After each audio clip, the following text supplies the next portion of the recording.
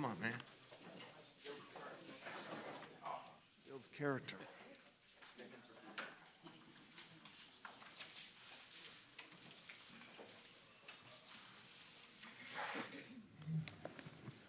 All right, everybody all set? Good morning, everyone. Thanks for joining us for the monthly snapshot of our citywide crime reduction efforts. In a moment, of course, you'll hear from Mayor de Blasio and then our Crime Control Strategies Chief, Lori Pollack, to go over the January crime numbers. And it's no coincidence that we're meeting here today at the Van Dyke Community Center in the confines of the 73rd Precinct. I'd like to thank Sandra Johnson, she's the Senior Director for Hospitality, and also Dean Castro from Medgar Evers College. Brownsville pushed crime down by more than 3% in January this year compared to January 2018. Like the rest of New York City, this neighborhood has seen overall reductions in violence and disorder over the past 5, 10, 25 years. But this community is also one that I highlighted recently when I spoke of our 6 commands that at the end of 2018 had violent crime rates more than twice as high as the rest of the city. You'll recall that the other precincts are the 7-5, also in Brooklyn, the 4-0, the 4-1, the 4-2 in the Bronx, and the 2-5 in East Harlem. The violent crime rate is the combination of murders, rapes, robberies, and felony assaults adjusted for population in each precinct.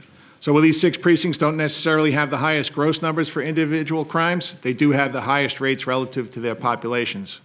And when I speak about these 6, I'm talking about our moral obligation to face this challenge head-on until every street in every New York City neighborhood is as safe as our safest streets already are today. So tomorrow here in the Van Dyke Community Center, we are holding the first of a series of meetings I'll hold in each of these 6 precincts. A wide range of community representatives are invited, a true cross-section of Brownsville. We're going to talk about the problems, the concerns, and the challenges that are unique to this neighborhood. This is the next iteration of neighborhood policing. Listening and taking action together is how we build trust and strengthen relationships. And that's how the NYPD can secure the all-important buy-in from the people we serve and how we can all share the responsibility for our public safety. These meetings will empower us to find new solutions to tough problems, and we're going to do that together. And we'll know these efforts are successful when participation from all sectors of government and community is commonplace, when crime and disorder continues to fall, and when quality of life on every block in every neighborhood is improved and, most importantly, sustained. So these first 6 precincts are a departure point for us beginning here tomorrow, and we're only starting here. We won't be stopping here. Every neighborhood deserves to enjoy the same level of safety and well-being as the rest of the city. That's our pledge, to ensure that all neighborhoods are safe, regardless of where the people we serve call home. Mr. Mayor. Thank you very much, Commissioner. And Commissioner, I want to commend you and the men and women at NYPD for some very important progress that you've made in the month of January 2019, and for all the progress you've made over the last years. What I'm hearing from you is something I want to commend, which is that the NYPD is going on the offensive in areas that still need more help. There is no resting on laurels here, even though there's been extraordinary reductions in crime across the city. There are neighborhoods that need more focus, need more help, and they will get that focus, they will get that help. We will not rest until we bring down crime even further.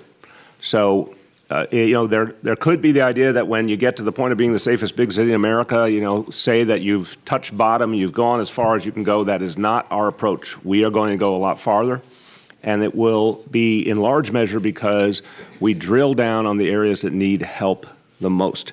Brownsville is a community that was historically neglected by government, that did not get its fair share. We've been trying to right that wrong on many fronts in terms of affordable housing, in terms of education, but we're also doing it when it comes to policing, doubling down our commitment to making this a safer community.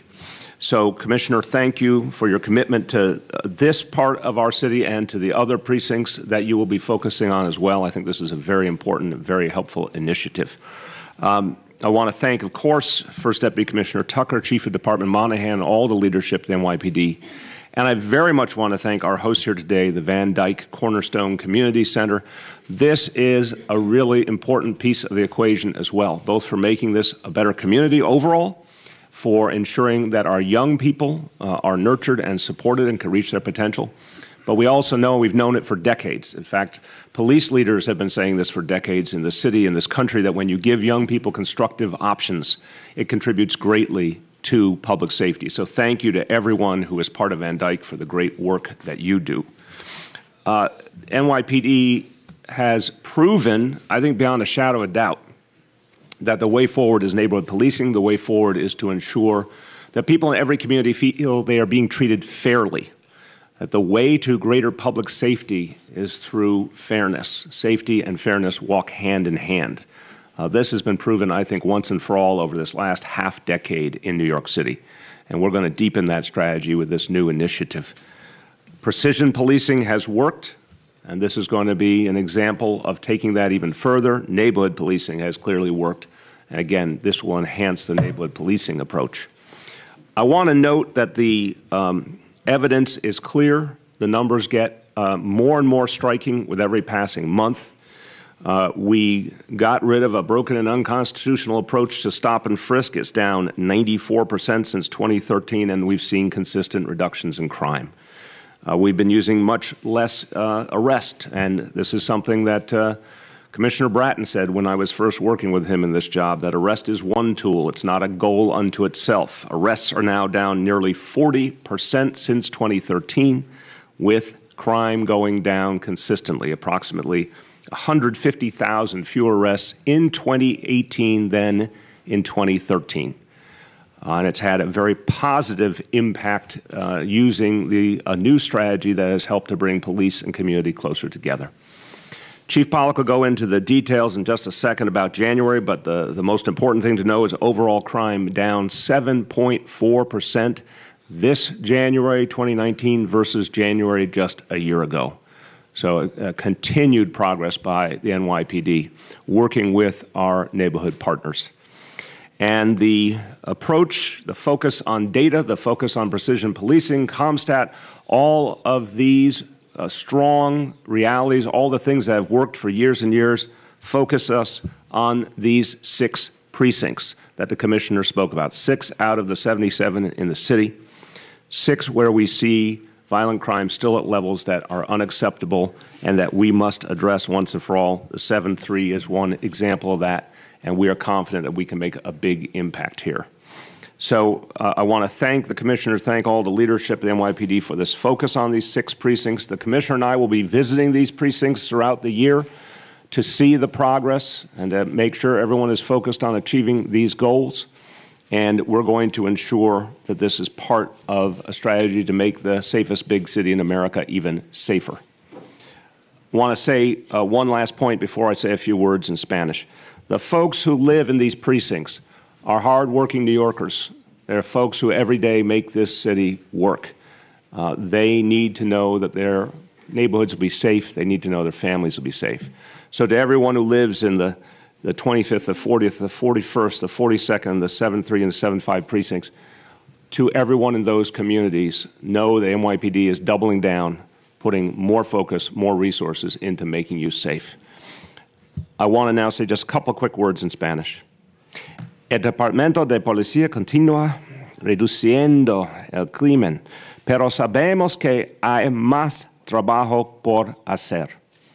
Estamos evaluando 6 cuarteles porque queremos mejorar la seguridad en toda nuestra ciudad. Al reducir el crimen y mejorar la relación de la policía con nuestras comunidades, seguimos construyendo la ciudad grande más justa del país.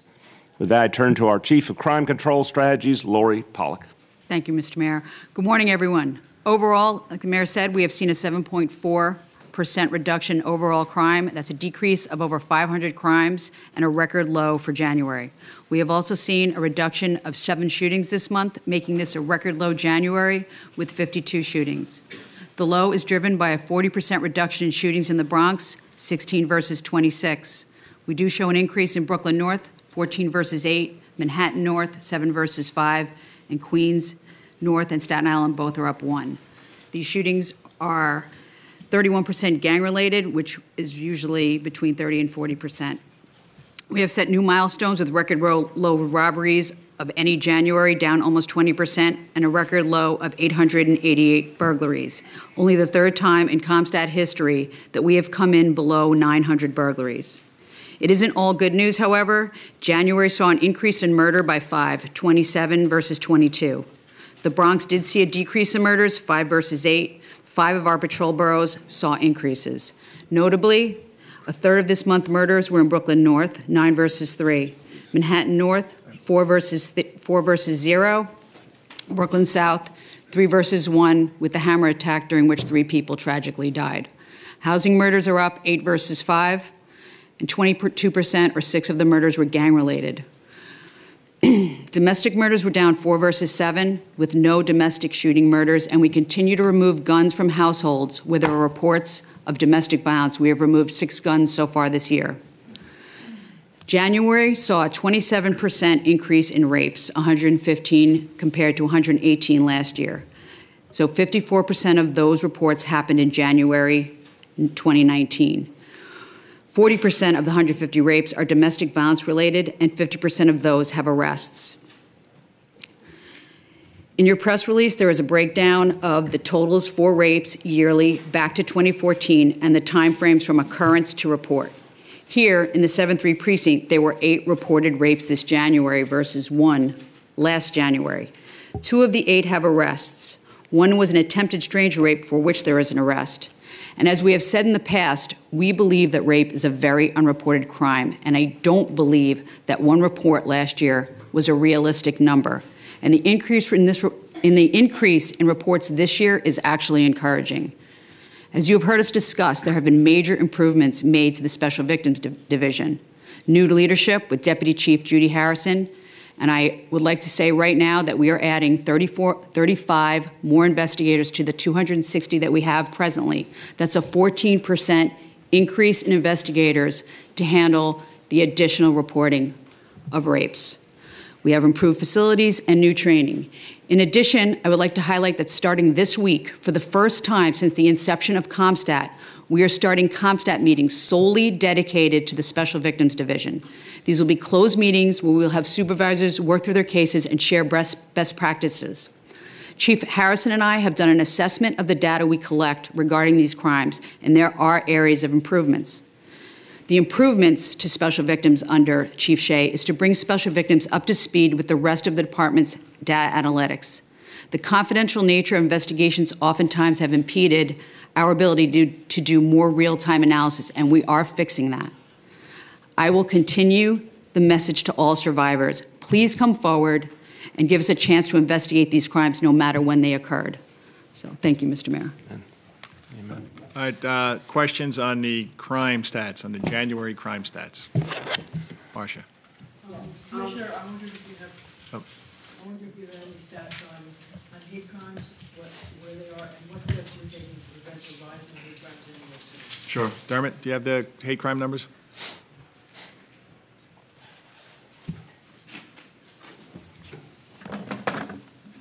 I'll get you the exact numbers in a moment, Marcia, but it's approximately through January, and it is a jump, statistically a large jump. Percentage-wise, it's about an increase of 30 numbers, but I'll give you the exact number shortly. And as we've seen before, the majority of them at this point in time, 1 month into the year, are anti-Semitic. So can you tell us what steps you're taking to try to prevent the rise of hate crimes? Yeah, well, the analysis that Laurie just mentioned certainly holds true here also in hate crimes. What we're seeing is what we've seen before, a dramatic increase in the property crime-related hate crimes, particularly swastikas. We've made a number of arrests in the last couple of weeks, one in the Upper West Side in the 2-0 precinct, swastikas that were spray-painted, and we've also made arrests in Brooklyn, similar type incidents. The outreach continues. Our hate crimes task force goes out to community meetings, trying to spread the word about what is a hate crime, what is not a hate crime, and certainly in large demand. But those meetings are very well received. Is it also about teaching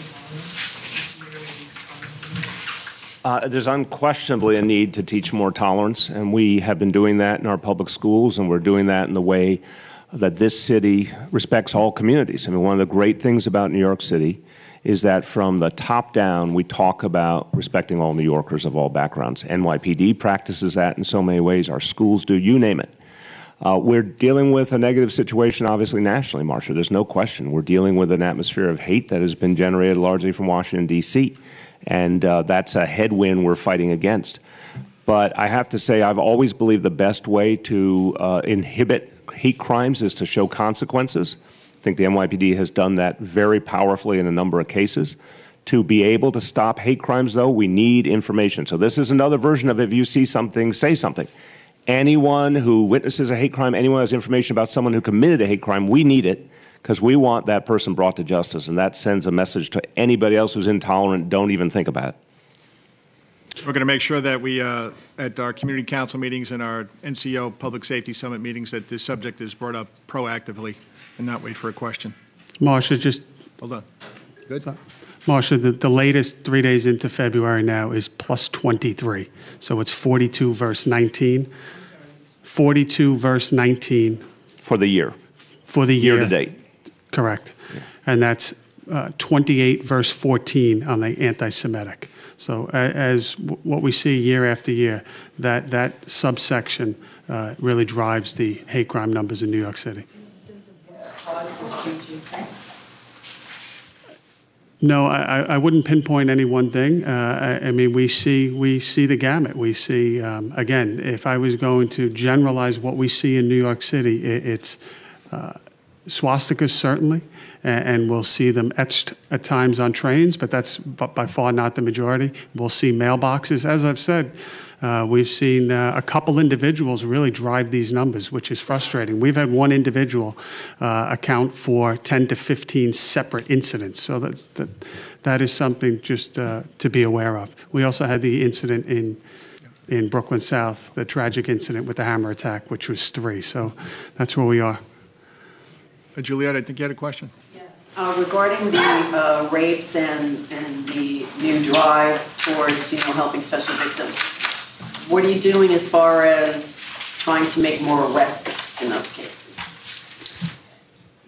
Right now, for the overall number for January, we have a 40% arrests on those.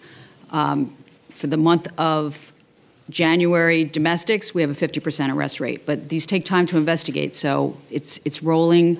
Certainly the 35 investigators are going to help in that pursuit. Courtney. The 6 precincts, and forgive me if you talked about this last month, but why are they so tricky to try to get crime down there? Is it all gang related? And how is this meeting tomorrow going to be different from the community meetings you have in the neighborhood all the time?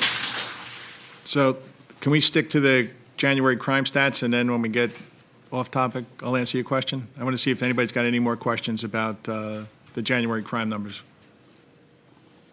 All right, moving right on to you. There you go. It was easy. Works like magic. These six precincts they're not outliers, but if you look at the crime rate per 100,000, the shooting rate, homicide rate, the rape, robbery, and felony assaults, they're the top 6 highest precincts. And I think I know, as the NYPD and in the whole city as a whole, we have an obligation to make sure that the streets out here in the 7-3 are as safe as as our safest streets in New York City. What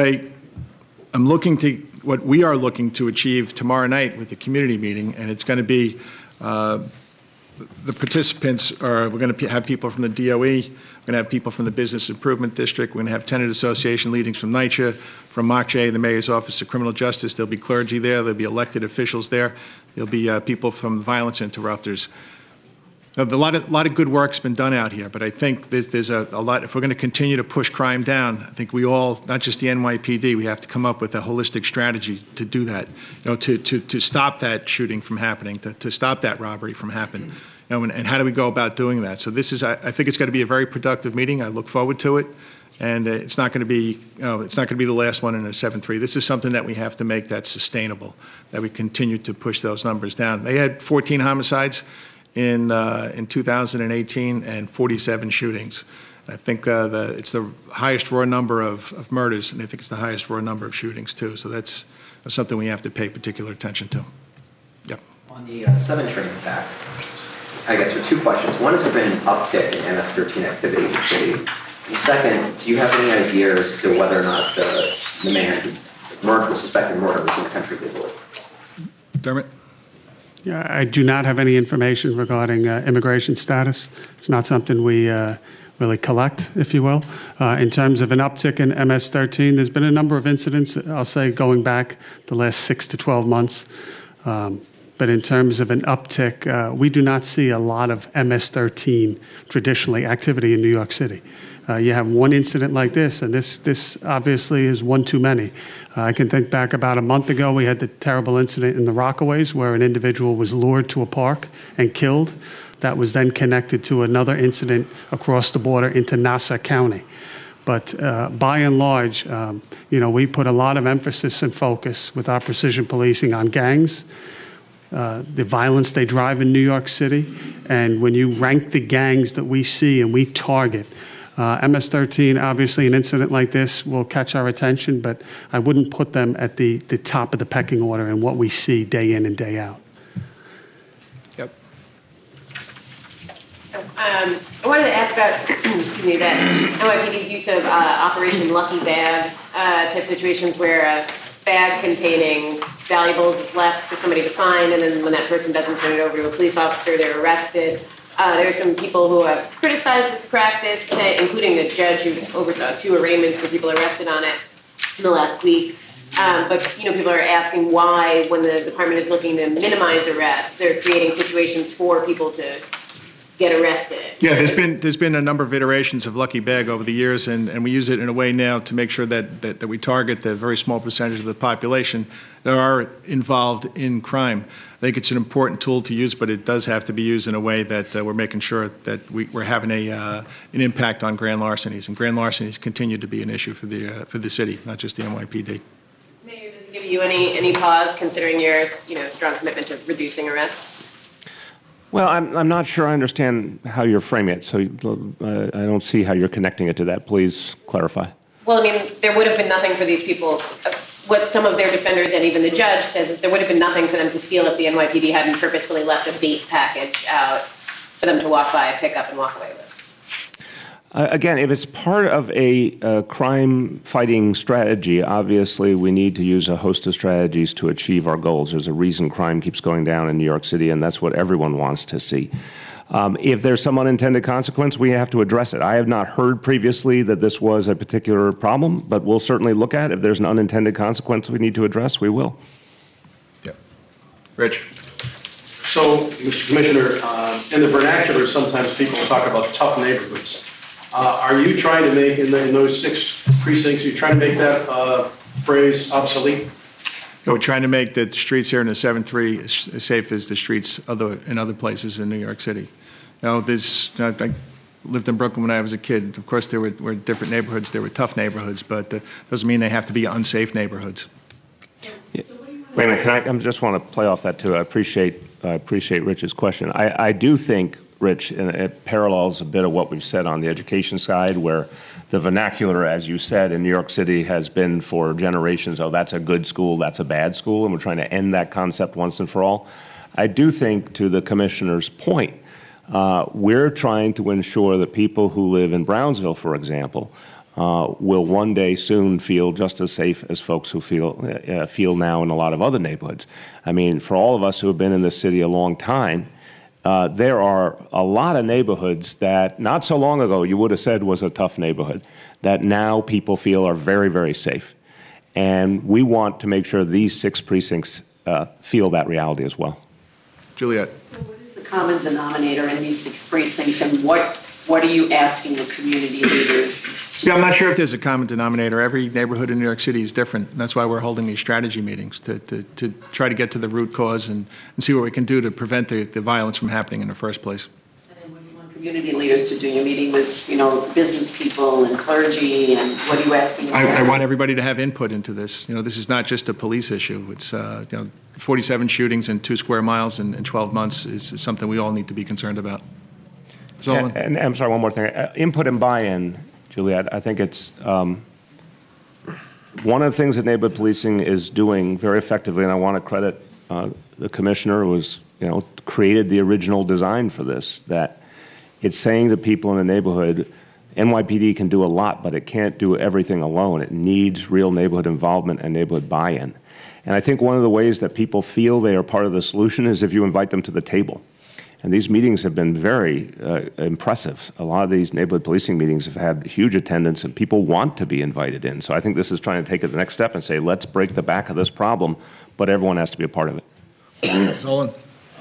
Special Victims Division, what exactly does bringing it up to speed with data analytics mean? Just because I know previously when you were asked about the measure of success for these investigations, it seemed like it wasn't always limited to the result being an arrest. You know, it might be going through the process and, you know, that results in a victim having closure.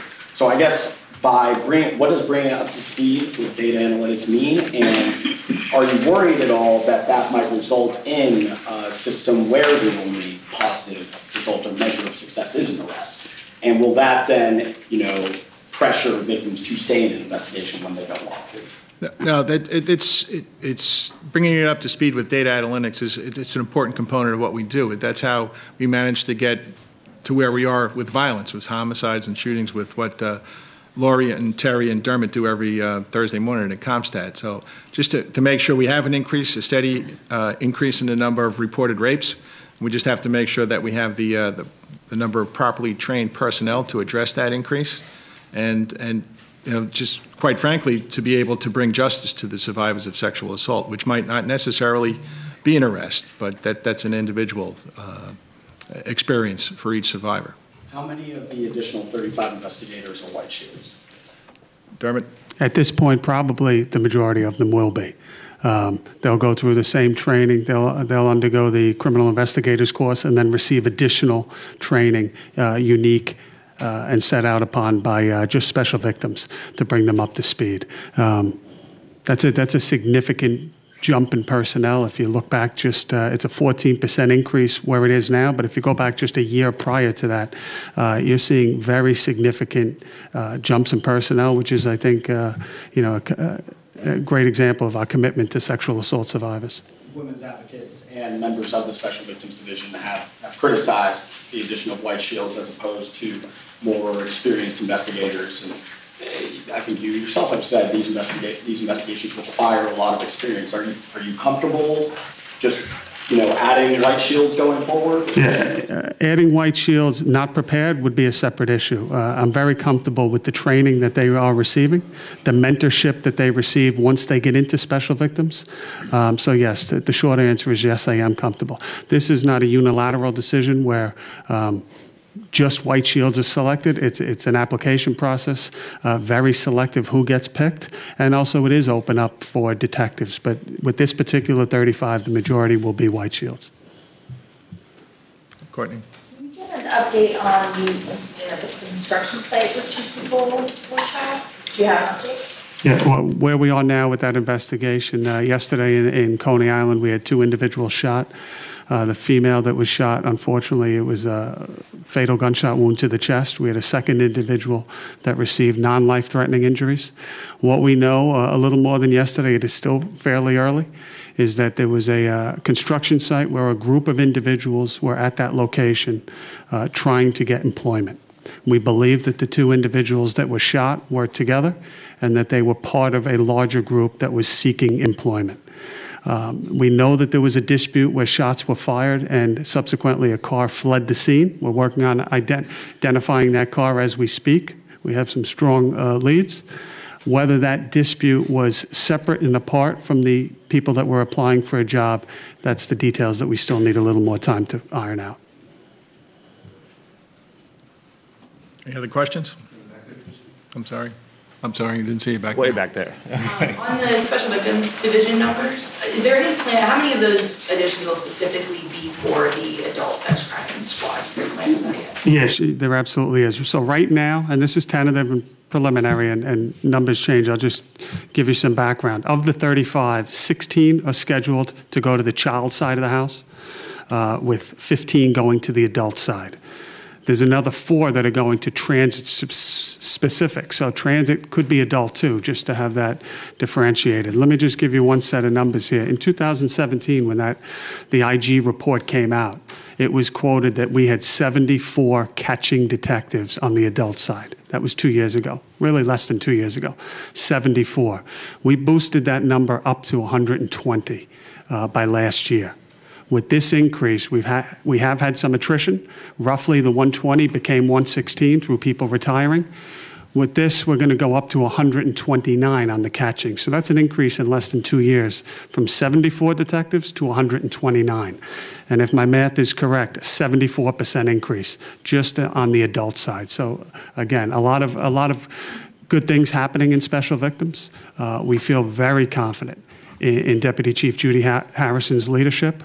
Again, one rape occurring in New York City is too much, but as Chief Pollack said, and the advocates have said, and we continue to meet with them on an ongoing basis, we need the reports, we need the rapes to be reported, because again, we think that it is occurring, not just here in New York City, but nationally.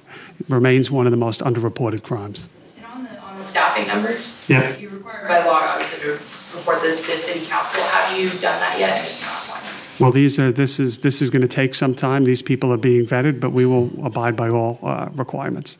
And last question, just in light of the lawsuit filed last month, is there a concern that gender bias has hindered the division from taking reports of rape seriously in the past, and is there any steps in place to? Yeah, I think I listened to that press conference. I was not here.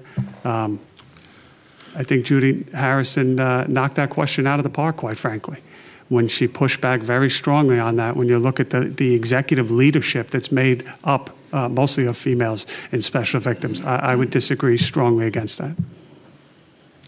Yep. I have an off-topic question for the mayor. Yeah, can we just see if there's any other police-related questions first? Police-related questions? Yeah. I don't know if you're sure about that. This is like Jeopardy? Sure, I'll take police for 100. That's not a matter of trust. Courtney. Well, I would like to get your thoughts and the mayor's thoughts on the events at MDC over the past week. It's your job to ensure that the workers are safe. When you see people who have been accused of crimes or are serving sentences go through those kinds of conditions, what do you think? Of course, it was a situation that we monitored very closely. The prison is run by the Federal Bureau of Prisons. We do not have jurisdiction there, but we did have police officers from Brooklyn South assigned to assist, especially when the demonstrations started to grow outside. So it's something that we carefully monitored and we needed to pay attention to. Yeah, Courtney, it's an appalling situation, and it suggests a federal government that's slowly falling apart. This is something we never would have tolerated in our jails. We would have immediately ensured that the conditions were addressed, but the federal government didn't seem to care. The response, I could give you a lot of examples, like the government shutdown and the lack of response to the Puerto Rico hurricane. I could go on and on. There just doesn't seem to be any accountability with this administration. And this is about basic human rights. It's about rights that Americans value greatly. We're talking about a facility right by New York Harbor. If you just dwell on history for a moment, when we were fighting our British oppressors, they kept hundreds and hundreds of American prisoners on prison ships and let them rot. And one of the things that was a founding principle of this republic was that we respected people's rights even if they were in the middle of the judicial process or even if they were imprisoned. Because, we as a nation saw how dangerous it is when those rights are not recognized, when that humanity is not recognized. And so it was appalling. And even when the issue was identified by advocates and the media, there was no real action. And we had to, when the city of New York has to come to the aid of the federal government because they can't get blankets to a prison that needs them and they can't, get the lights back on. I mean, that's ridiculous. They're the federal government. They have all the resources in the world. So it was very, very troubling. The one thing I believe will happen and needs to happen is a full investigation. There have to be people held responsible for what happened. Yep. When you provided me, and I just need to go back and I got a very smart response from a very smart editor. You said traditionally MS-13 has not played a significant role here in the city. Has that shifted at all in the last few months? Just to clarify. Yeah, what I'm talking about there is when you look at the gang and the crew violence in New York City, and those of us at the podium here have studied it and lived it for many years throughout New York City. There are a number of gangs that are involved in more incidents of violence than MS-13. I think I was pretty clear yesterday, and as I was last summer with the junior incident with the Trinitarios. Any incident like this, whether it's 1 or 10, is one too many. And we will crush any gang that does not get it, that violence will not be tolerated in New York City, whether it's in a bodega in the Bronx or on a 7 train in Queens. Yep, in the back. Talking about the gangs, if the MS-13 is not your focus right now, which are the gangs that you are targeting right now? I did not say that MS-13 is not our focus right now. In fact, as I said yesterday, the individual that was arrested for this homicide and has been charged with murder in the 2nd degree was the focus of the NYPD, that specific individual. This is precision policing. Last year when he was arrested for conspiracy. So MS-13 is we have tremendous resources, thank you, Mr. Mayor, in the NYPD, and we can balance a lot of balls simultaneously. Any gang that raises its head in New York City will be dealt with. And we're not naming any specific gangs to give them any additional credibility. Yep. Just to clarify on the additional personnel and special victims, is that in addition to what was announced around the time that Chief Harrison took over? Or is that this is brand new, an additional 35 planned, and it's going to give us opportunities. The one thing that was not mentioned, very excited because it's going to give us an opportunity to really take a second hard look at drug-facilitated crimes in New York City. And we plan to have an announcement, hopefully in the next couple months, to do more in that regarding outreach, regarding working with our partners, with the advocates, the medical examiner's office, the district attorneys, to make sure that we're doing everything we can to target anyone that would prey on women with drug-facilitated crimes. Yep.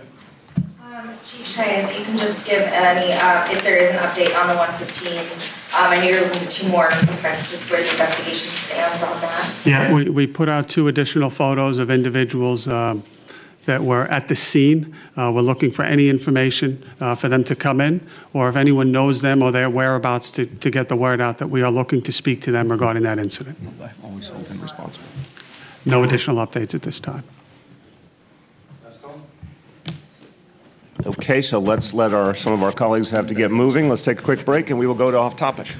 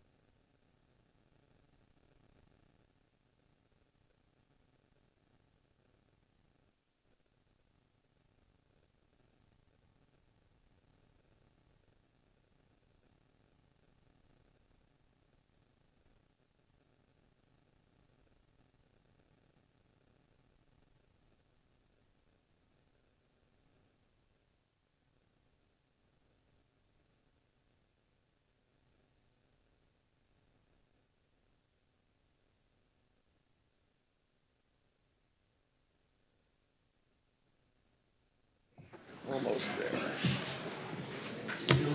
there. Okay, everybody, get comfortable. Okay, questions? Rich? Mr. Mayor, is there anything you can do with your considerable powers of persuasion to convince your friend Mike Gianaris not to kill the Amazon vigil? Okay, let's start with the underlying reality. It's 25,000 jobs minimum for the people in New York City. And I think the people in New York City know that and want these jobs. And particularly people in Queens want these jobs. So that's the most important thing here.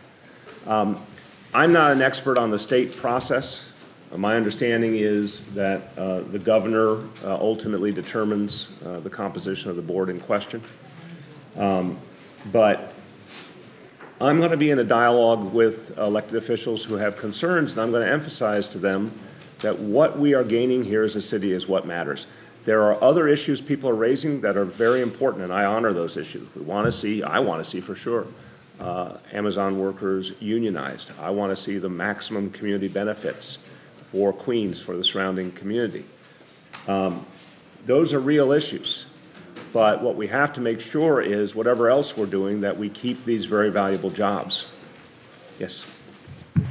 Over the past week, CBS2 has... You missed the eloquence of my answer. Could you hear it okay, Rich? Could you hear it okay? Okay, thank you. Go ahead. Over the past week, CBS2 has reported on at least half a dozen homeless families that have been moved out of city shelters and relocated by DHS to housing in New Jersey at taxpayer expense that don't have hot water, don't have heat, and are ultimately deemed uninhabitable by inspectors in those cities.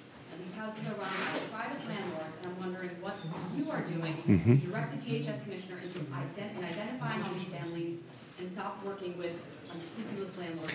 Commissioner, I appreciate the question. Commissioner Banks and I have had this conversation. It's an unacceptable situation. He knows it's unacceptable. He would never be party to anything like this himself, given his decades of being an advocate for the homeless. When we learned that that was happening, we moved to stop it. It's not acceptable. So the concept of helping people to get to a place that is right for them is a good policy, but not if it involves unacceptable housing.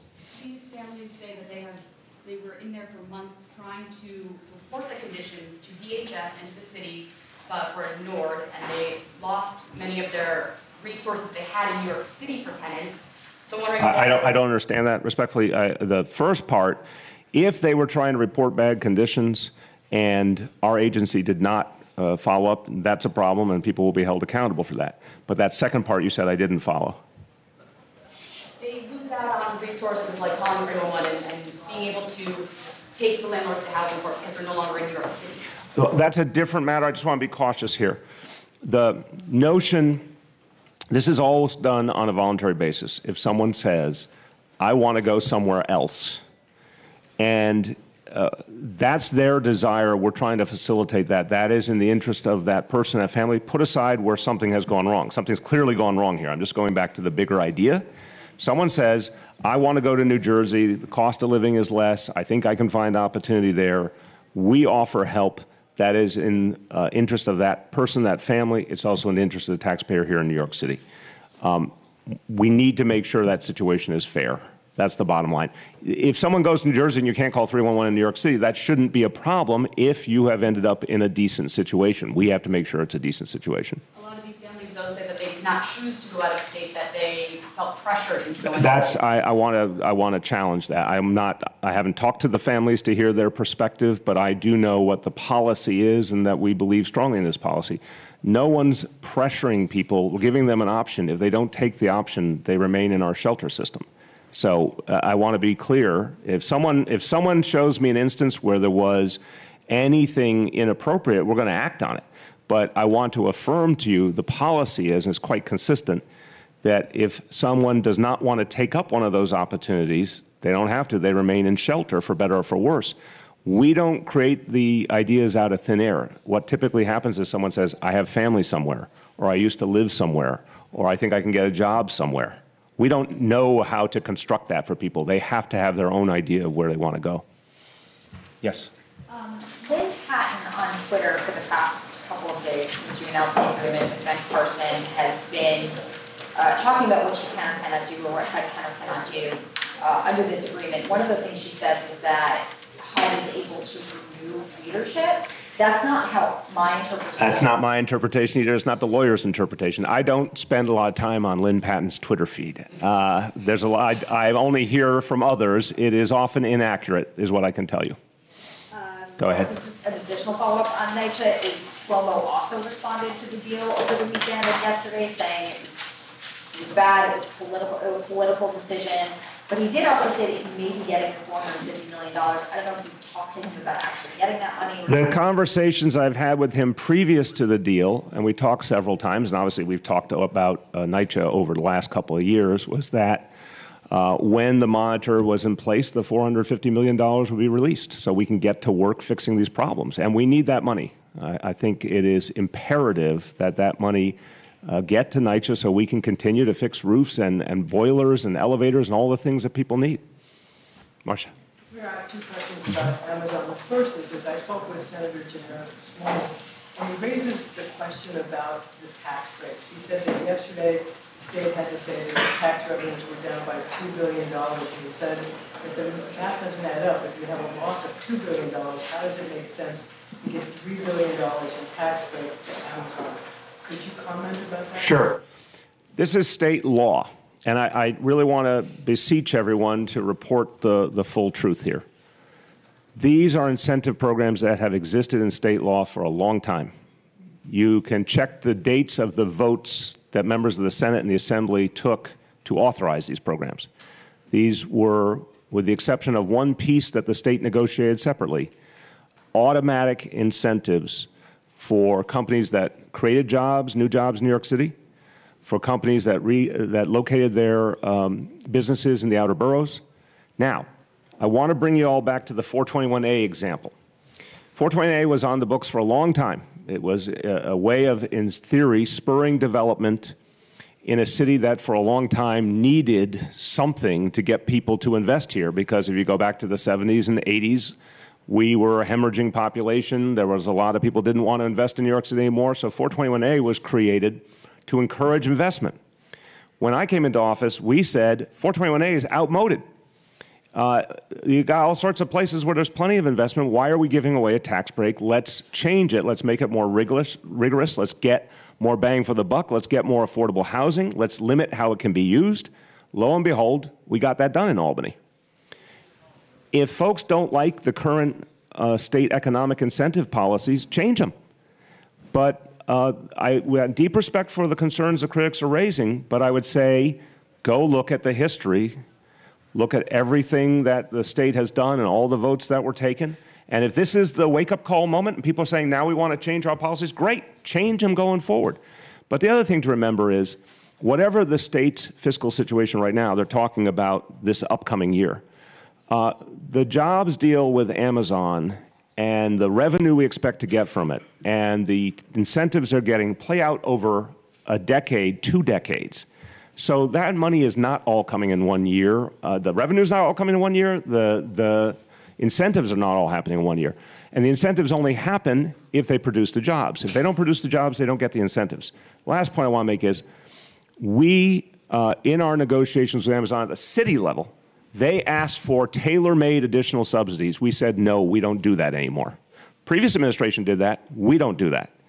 The state chose to do one piece, but again, overwhelmingly, it was automatic incentives that any company would have won. Please. So I spoke with Senator Gianaris this morning. He said the Amazon deal should be stopped. So based on his feelings, would you call on Governor Cuomo not to approve his appointment to the public authority who might have the power to stop the deal? I'm not going to get involved in what the governor has to do as governor making that decision. I want to respect that that's something the governor has to weigh according to a lot of factors. I do want to say I have a lot of respect for Senator Gianaris. He and I work very, very closely together. He, as you know, is the lead sponsor of something I care very deeply about, which is the Millionaire's tax for the MTA. We are very close. If he's concerned about the bigger policies around incentives, he's in a great position to do something about it going forward. But whatever happens, we cannot lose 25,000 to 40,000 new jobs. That's the bottom line. Anything else people want to work on to improve the deal, I'm happy to have the discussion all day long. But the city of New York cannot lose 25,000 to 40,000 new jobs. It would undermine the progress we're making. Look, I get this debate. I think it's a very honest and real debate. I think more and more people in the city and all over the country are demanding more accountability from corporations and from government. I think that's great. But I also am the steward of the future of this city. And that decision was not only a vote of confidence in New York City by a major corporation, it is going to help us to secure the future of our economy. It's going to help us to build our technology sector, which is our bulwark for the future. We all know that the finance sector, which this city depended on for a long time, is going through many, many changes. The Wall Street of yesterday doesn't exist anymore. It's a new reality. The growth is in the tech community. We must be an international tech capital. I'm speaking as a New York City patriot. We must be an international tech capital. This is the way we defend the future of this city. And so we have to ensure that these jobs come to New York City. It's not just about think about the 25,000 families that are going to benefit from these jobs, who, again, I keep saying these are going to be CUNY grads, these are going to be everyday New Yorkers who want to be in the tech community. I've talked to a lot of them. I've talked to parents who want their kids to get those jobs. But it's what it's going to do for our larger technology community, which right now, because of this deal, I think we could be picking up another 100,000 or more jobs in the rest of the tech community, and we need them. Yes? Staying on Amazon, is there a reason your administration only focused on securing an arrangement with 32BJ and Amazon and apparently decided not to try to secure similar union access? No, I respect the question, but I want to correct you. There were two elements related to the headquarters. Again, let's separate the headquarters site from the distribution center that they have out in Staten Island. This deal was, of course, about the headquarters site. We said it's very important to have unionized labor in the building services on site, and it's very important to have unionized labor in the construction of any new buildings or rehab of any buildings. And that deal was also made with the Building Trades Council. So it's not just one. It was two very important elements, but they were all about the headquarters site itself. But there are a lot of white-collar professional unions here in the city. And when the city has its point of leverage, we're offering you $2.5 billion LP, and if you provide guaranteed tax incentives, plus another $500 million in state subsidies. Neither. Again, I'm sorry to interrupt. The city did not provide any specific tailor-made subsidies. I said this the day of, and I've said it 100 times since. State subsidies. Okay, I just want to make sure we're clear. So at that point where you guys have some leverage, the city and state are making an offer, most of which is guaranteed under existing law, but not everyone applies for it. You guys could have said, we want neutrality for all of the white-collar workers who might be interested in unionizing their workplaces. There's a big white-collar unionization. We did not believe. No, it's very straightforward. I want to be. I know you all like scrupulous bluntness. So I want you to hear it straight from the months and months of negotiation. I'm being real with you. This is a company that had a lot of places it could have gone. We had a whole set of clear bottom lines. We were not going to do tailor-made subsidies. We were going to be very clear about the site itself and wanting labor participation on the site. But if we said, we disagree with your broader policy on labor, which is not just about New York City, it is their policy in general, which I disagree with fundamentally. I disagree with a lot of American corporations on this. We said, you have to change your policy on labor or else don't come here. I think that would have been a huge mistake. I think, first of all, we would have lost the jobs. I think, second of all, we would have lost the opportunity to get them here and then have an impact on them. And I was mindful strategically of the fact that Amazon felt a tremendous amount of pressure nationally and gave in on the $15 minimum wage before we got to this deal. Having watched that scenario, I felt strongly if they came here, the pressure to unionize deeply would win the day. That was my thinking. Yes? Are you worried, sticking with Amazon, are you now worried that this deal could in fact fall through? Maybe on a scale of 1 to 10, how likely? I don't have a scale of 1 to 10, but I'd say I don't think, in the end, there's a lot of public servants who want to be responsible for losing 25,000 to 40,000 jobs. I think there's a lot of people who like to go to rallies, and there's a lot of people who like to offer critiques, and I think there's some bigger, real issues here that should be dealt with going forward. But I don't think there's a lot of people who want to lose 25,000 to 40,000 jobs and then have to answer to their constituents. No, I'm making it, I don't know how you interpreted it that way. Let me try again. I am saying I respect that there's a public debate. I think some of the concerns are heartfelt, but I don't believe that when it comes down to it, anyone will want to actually be responsible for losing 25,000 to 40,000 jobs. I think, you know, I said to you guys the day we announced, if we had lost it to Dallas, or if they had all gone to Washington instead of half, you all would very legitimately say, how did you manage to lose Amazon? You would have. Let's be real. Hold on, just 1 second. You would have said, you guys just lost a golden opportunity. And you would have had every right to, and I think a majority of New Yorkers would have been right there with you. So now that we have it, I'm standing by what's good about the deal, and I'm going to work incessantly to improve upon the deal, and I think we have a lot of room to improve upon the deal. But I don't think anyone would want to take the blame for losing the biggest jobs deal in the history of New York City, and that's why I believe it will go through. Yes, Juliet. Other than the jobs issue, how do you make this more palatable to the people who are opposing it, you know, without alienating Amazon? Well, I'm not overly worried about alienating Amazon. I mean, Amazon at this point agreed to a deal. I think there's a very good reason now for them to stick to their deal. I think they have to wake up and smell the coffee that something's changing in our country. And they did already on the $15 minimum wage. I want to give them credit. I want to give them credit for that. A lot of companies haven't done that. They did do that. So I think their stance on unionization reflects a different time. And now that people are more and more concerned about decent wages and benefits, I think Amazon's going to have to reconsider that.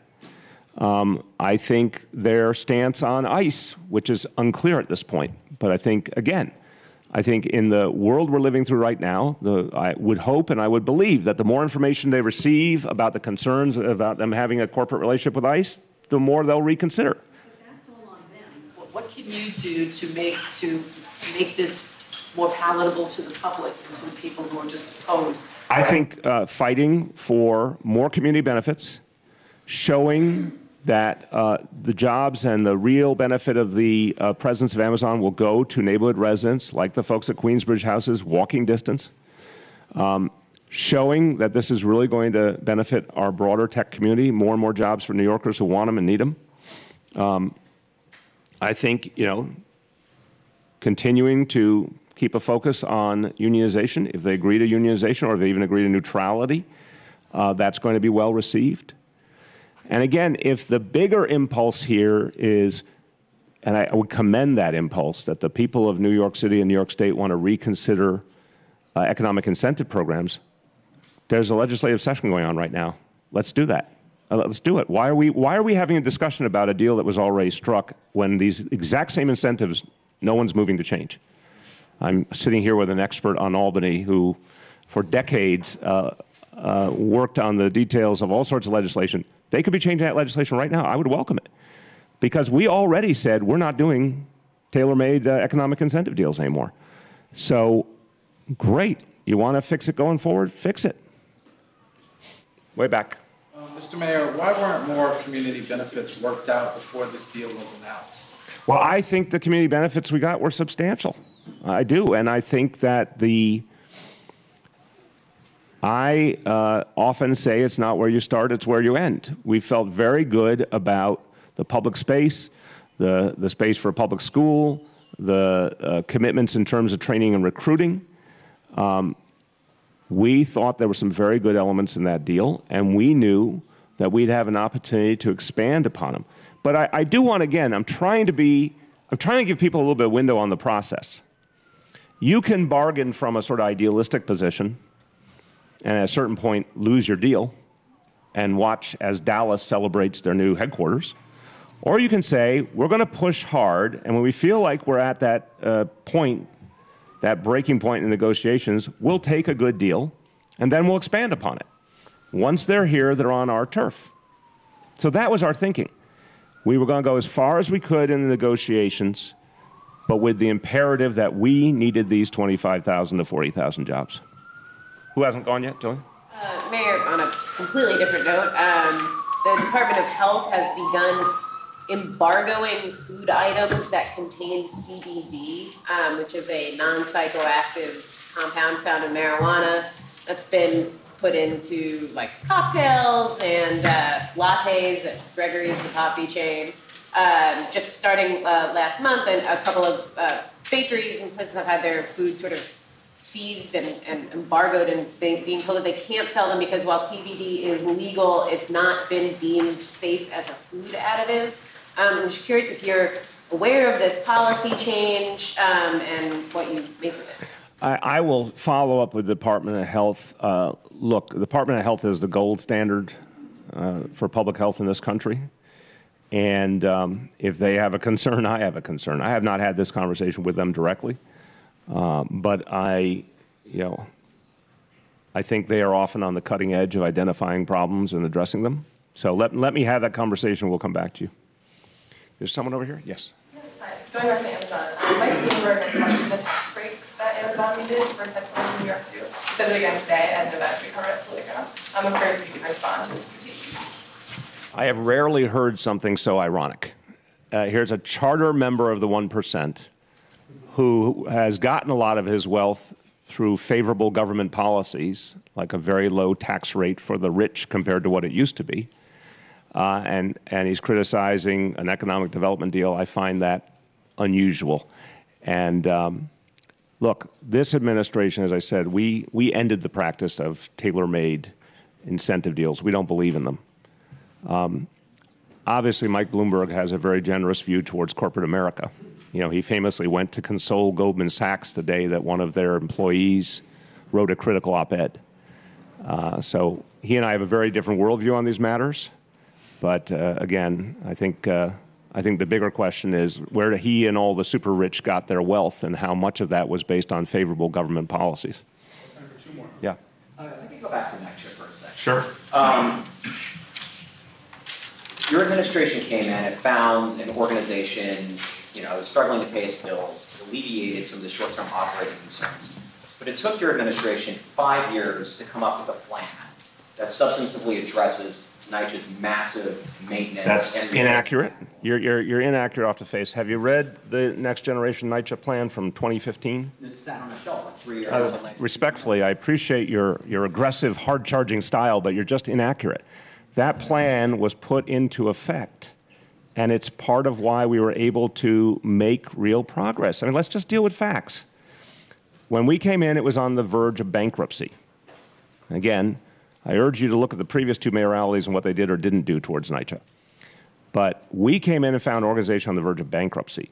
We took a whole series of actions to right the ship. We had an organization that was dealing with a very serious public safety problem. We took a whole series of actions with NYPD to address it. And actually, to the great credit of residents, NYPD really turned the corner in a lot of developments. We started the work on development on sites. We did a whole host of changes in the repair structure. We ended the payments to the NYPD for police services, which was outrageous, had gone on for decades. We ended the payment in lieu of taxes, which had been going on since the 40s. A whole series of things happened to address the changes. And I remind you, for example, on issues like mold, which are very serious, the plan we put forward to fix 900 roofs was announced before you ever heard of anything from the U.S. Attorney or DOI or anything else. So there was a whole series of things happening. There were clearly things we didn't know, which I'm very upset about, and I've said before that had we known, we would have addressed immediately. But I just want to be clear. I'm perfectly comfortable taking the rest of your question. I just want to say do not belittle, and I'm asking for accuracy, that there was a plan and the plan was being implemented. Was that plan enough? No, and we came to realize that, which is why we came up with a new plan. Deputy Mayor Alicia Glenn called a 50-50 infill development proposal, which has been junked, a failure, and she added, you can quote me on that. over the 5-year period between when Next Gen NYCHA came out and when NYCHA 2.0 came out, the organization's maintenance needs ballooned from rebuilding needs basically ballooned from 17 billion, give or take, to 32 billion, give or take. How can you consider that a success? Okay, again, I'm not, you're using the word success. No one can say, oh, look at the situation of public housing, which has been disinvested in for decades, primarily by the federal government, but also by the state and city government, and call it a success. No one's saying that. I'm saying you started your sentence by saying there was no plan and the plan wasn't implemented. Both those statements are false. There was a plan, the plan was being implemented, it was having an effect. It was clear that when the estimate went from 17 billion, which is the one we started with, and that was based on the HUD standards, to 32 billion, that was not us sitting around and saying, hey, how do we get from 17 billion to 32 billion? That was an aging housing stock going through lots and lots of trouble with no substantial additional support from the federal or state government. We tried to get state support, as you know. It was withheld by the state. We tried to get federal support, except for one piece that Senator Schumer was crucial in helping us achieve. There was no new additional federal support. So it's not surprising that the buildings got worse and worse, but the city kept investing more. The one place you saw steady investment was the city of New York. So let's be real about the problem. The entire concept of public housing was that it was chartered by the federal government on the assumption of adequate federal support, and that started to change with the election of Ronald Reagan in 1980, and it got worse and worse and worse. So I have faith that we were doing the things within our power to do, but we also recognized there were other tools that we could use, and we added those tools and we're going farther. And one thing that's good about this settlement is it clears the road to get to the day, which I hope is 2020, when we will have a chance to get the actual level of federal support we need to truly turn the tide at NYCHA. Time for one more. Rich, let me do two more. So, Mr. Mayor, just wondering whether or not anyone from Amazon has ever called you to complain about the welcome that they get in New York, which is basically a kick in the pants about everything. And do you hope that those white-collar workers in Long Island City will be organized by some labor organization eventually? I believe in unionization across the board. Now, I will be the first to say, I think you'd agree, there are certain levels of white-collar employees that historically have not unionized at all. So there's, a point at which it might be a practical idea, and there's another point at which I would say it's not particularly common. But I believe in unionization. I'd like to see it be as widespread as possible. No, I have not gotten a call complaining about it. The only conversations I've had with Amazon leadership, and that was not long after we announced the plan, was me saying, we're going to keep pushing you for more community benefits, and that is the right thing to do. That was really the only serious conversation. Yes? This is something that I had asked like a couple weeks ago, and I won't actually have an update on, but I know the City Council approved the legal defense funds for public officials, Yeah. and I'm curious if there's any update on setting yours up. Well, it just happened, so we will start to put it together. We don't have a specific plan yet, and we want to obviously see if and when it got approved. And there's rules that have to be now promulgated, as I understand it, by the Conflict of Interest Board, so that will govern ultimately what we do. But as we look at the facts and figure out how to structure it, we'll get going. Thanks, everyone. Thank you.